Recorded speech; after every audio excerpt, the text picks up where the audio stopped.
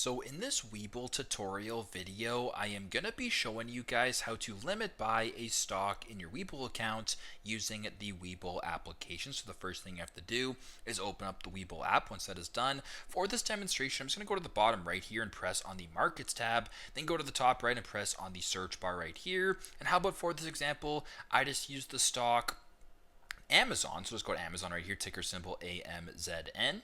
Or I guess AMZN if you're in the States. Go ahead and press on whatever stock you're looking to limit buy for. It's pretty straightforward. Go to the bottom left, press on the trade icon. So it's like sort of that blue bar where it says trade. Pretty self-explanatory. Press on that. Now under buy, if you want to limit buy a stock, make sure that under order type it says limit. So your options would be limit, market, stop, or stop limit. So if you want to, it's on market for instance, you can do that. Or if you go to limit buy, the next option is you can sort of set the price that you're looking to limit buy for. So if you want to buy a specific stock at a certain price, let's say for instance you want to buy this stock at a lower dollar value than what it currently is trading for. So if you want to sort of subtract that to $181, for instance, instead of 181.5, whatever the case is, you can sort of go to the bottom.